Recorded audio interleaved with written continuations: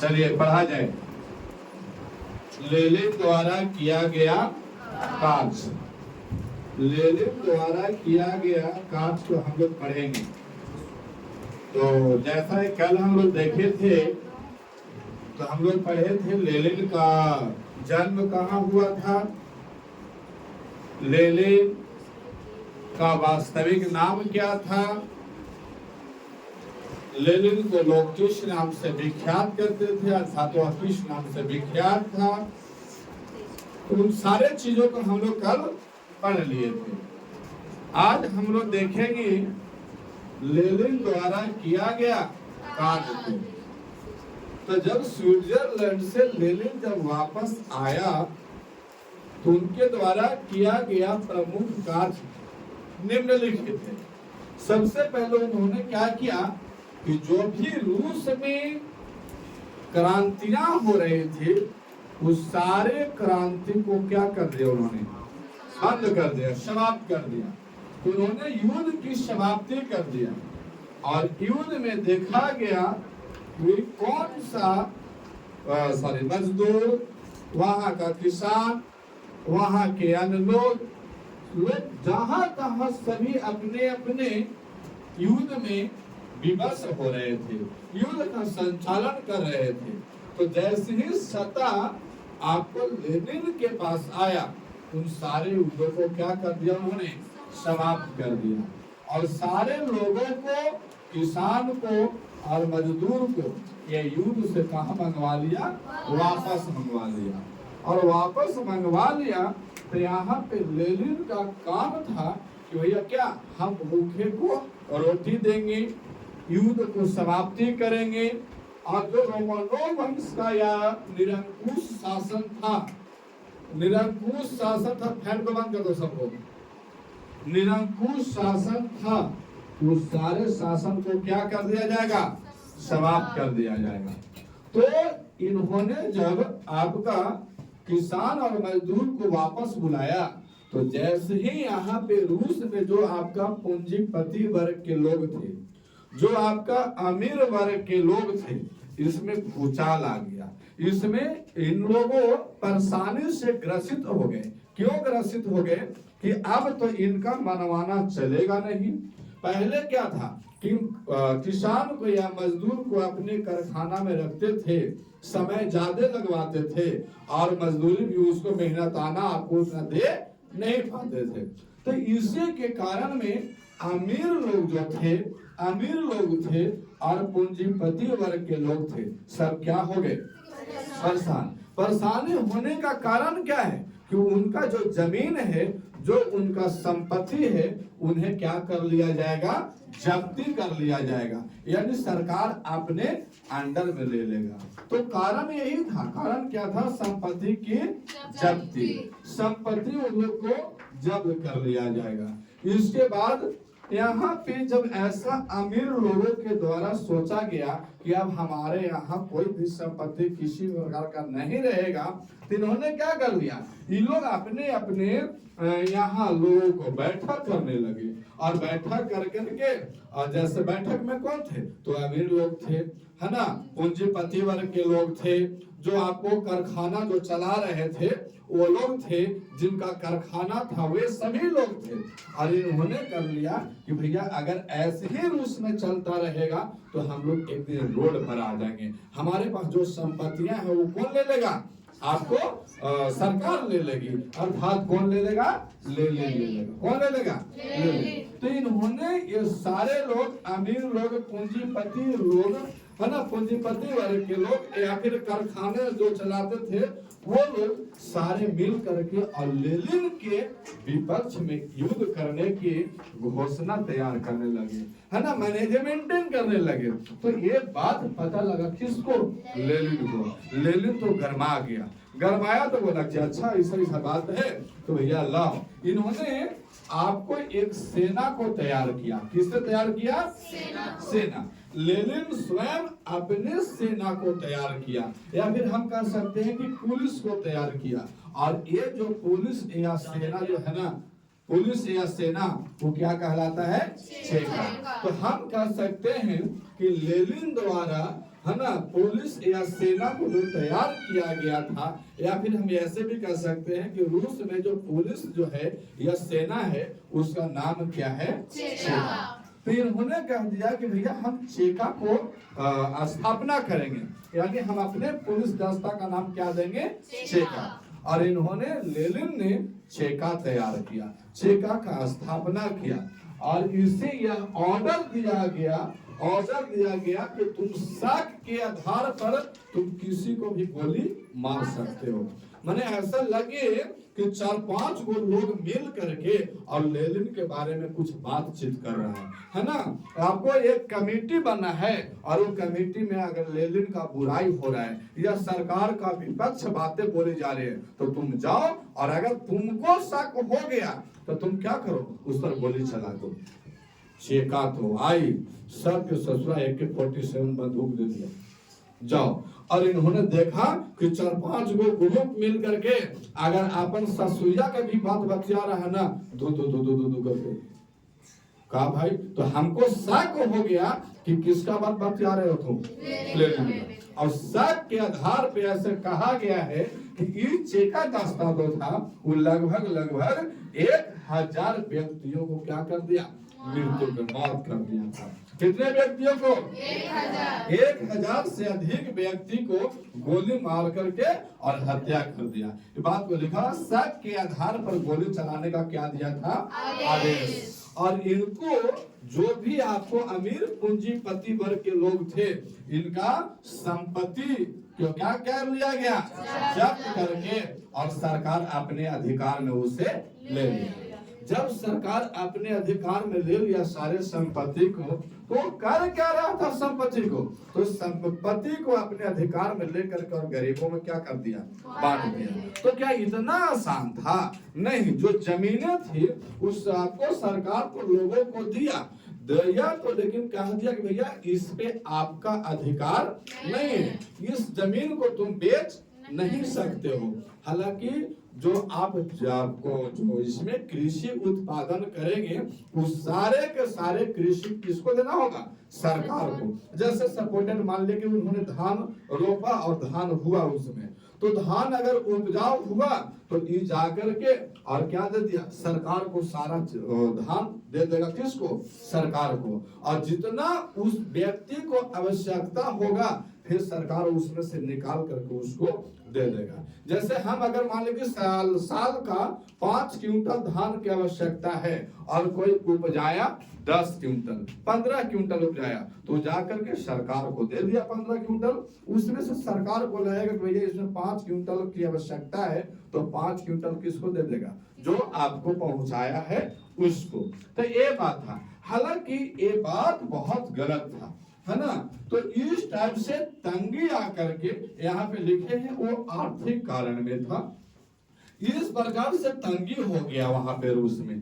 तो बताओ, कोई भी सोचेगा, आप मान लीजिए कि अगर हम वैसा करते हैं कि अगर 15 क्विंटल उपजाओ किए और हमको आवश्यकता है 5 क्विंटल के, तो ये हम मेहनत काहे करेंगे जब सरकार रख ले रही है उतना पैदावार को? तो धीरे धीरे मेहनत लोग काम करना शुरू कर दिया। धीरे धीरे वहां पे मेहनत लोग कम करना शुरू कर दिया, और काम करना जब शुरू किया तो सरकार को इसमें घाटा होने लगा। तो फिर से खबुला गया लोग। यहाँ का जो जनता है, यहाँ के जो किसान है, यहाँ का जो मजदूर है, फिर से आपको लेनिन के विपक्ष बात को बोला गया।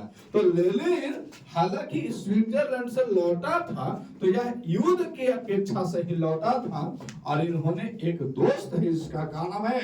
ट्रात्स्की, है ना। इन्होंने बोला कि देखिए अभी रूस जो है ना पूरा खौफ में डूबा हुआ है, थोड़ा आप भी क्या कीजिए, एगो सेना का गठन कीजिए, अपना सेना बनाइए।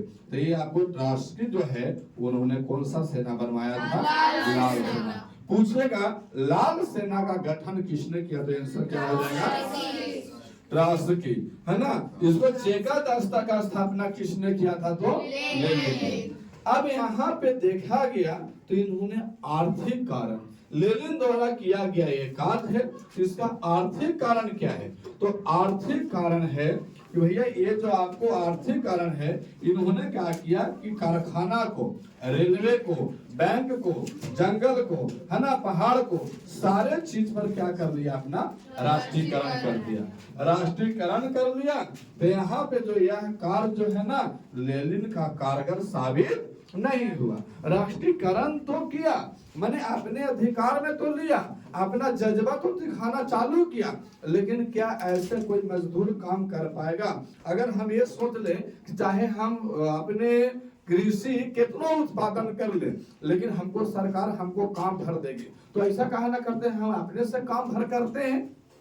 सोच सकता है। तो उन्होंने ऐसा करने से सब किसान सुस्त पड़ गए कि अगर हमको 5 क्विंटल की आवश्यकता है सालाना को, तो हम काहेला 15 क्विंटल करेंगे, हम 5 क्विंटल करेंगे और सरकार के पास जाकर दे देंगे और सरकार हमको 5 क्विंटल दे देगा। हालांकि अच्छा सोचा था मजदूर लोग। तब इन्होंने ऐसे ऐसे राष्ट्रीयकरण किए, तो ये जो राष्ट्रीयकरण है ना, वो कारगर साबित नहीं हुआ। इसके बाद फिर क्या किया, तो इसको छोड़ दिया और छोड़ करके फिर से किसान क्या किया, किसानों का जमीन अपने पास रखा और सभी को उतना ही जमीन दिया गया जितना में वो खुश था। लेकिन क्या था कि वो जमीन बेच नहीं सकता है। जमीन में आप कृषि कीजिए, लेकिन अधिकार किसका रहेगा? सरकार का रहेगा। तो उस तब से फिर सामाजिक कारण को देखते हैं। अब सामाजिक कारण में है यहाँ पे कि लेनिन द्वारा किया गया सामाजिक कार्य क्या क्या था। तो सबसे पहले ये क्या किया कि जो नारी है और पुरुष है, ये दोनों को समता का अधिकार दिया। समता या समानता का अधिकार दिया। मतलब क्या है कि जितना पुरुष का अधिकार है उतना ही किसका अधिकार रहेगा?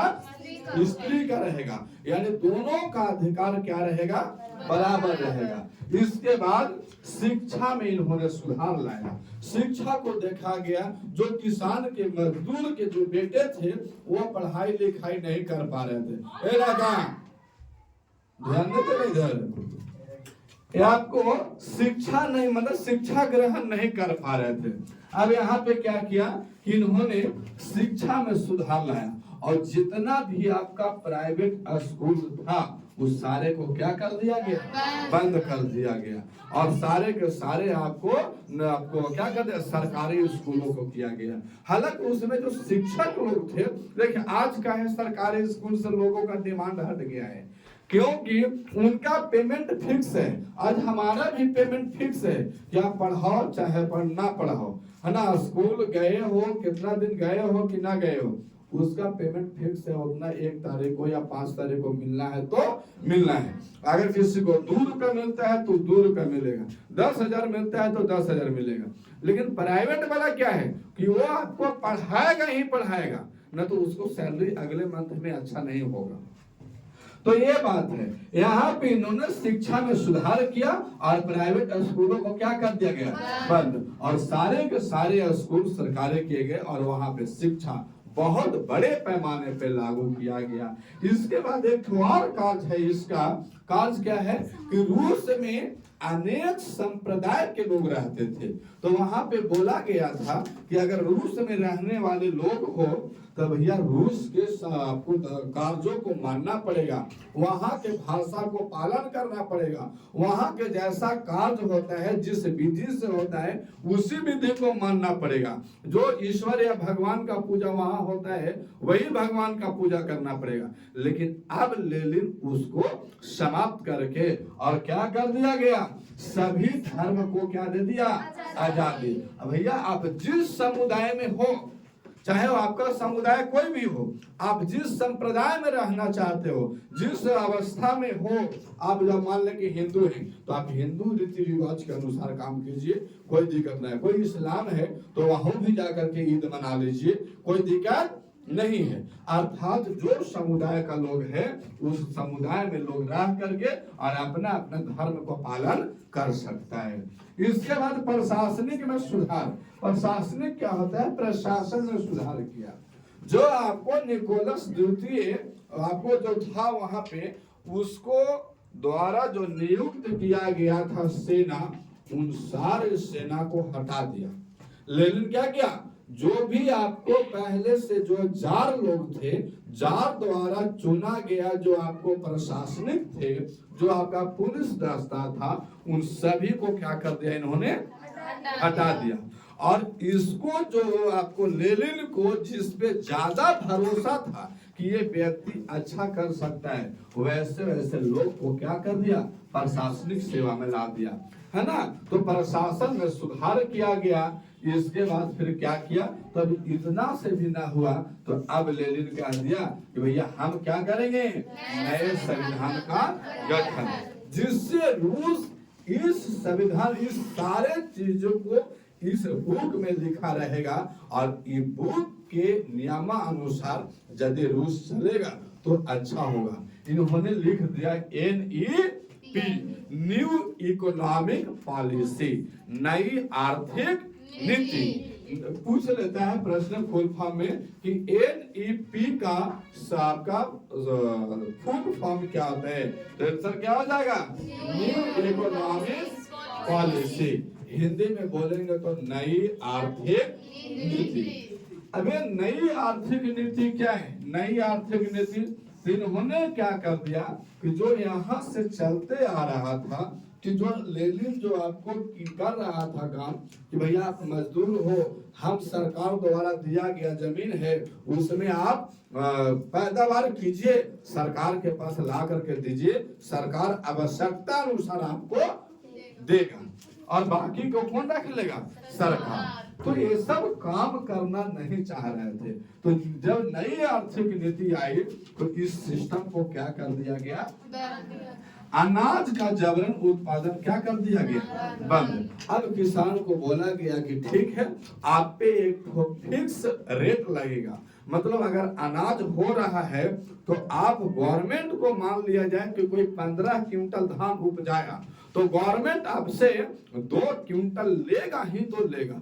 अगर मान लिया जाए कि गवर्नमेंट आपको 1 बीघा जमीन दी और दिया है तो बोल देगा सरकार कि आपको चाहे 20 क्विंटल उपजा लो, हमको उससे मतलब नहीं है, चाहे तुम 10 क्विंटल उपजाओ, हमको उससे मतलब कुछ नहीं है, लेकिन गवर्नमेंट को टैक्स के रूप में 2 क्विंटल आपको देना होगा, चाहे तो तुम कितना उपजाओ। तो एक बात जो है ना, ये किसान को बात थोड़ा अच्छा लगा कि भैया हम कितना उपजाएं, उससे सरकार को कोई मतलब नहीं है, हमको टैक्स के रूप में अगर 2 क्विंटल देना है तो देना है, चाहे हमको अगर 3 क्विंटल हुआ लेकिन 2 क्विंटल उसको देना है, उसमें आपको कोई रोका नहीं होगा। तो ये बात अच्छा था। जैसा कि आज मान लिया जाए कि हम अगर इस छोटे से रेंट पे रहता हूं तो हमको महीने में 4000 पे करना है तो करना है, चाहे इनकम मेरा कुछ हो चाहे ना हो, लेकिन 4000 उसको पे करना है। तो ये बात अच्छा लगा। हम अपने मकान मालिक को क्या कहेंगे कि हम 20 लाख कमाए हैं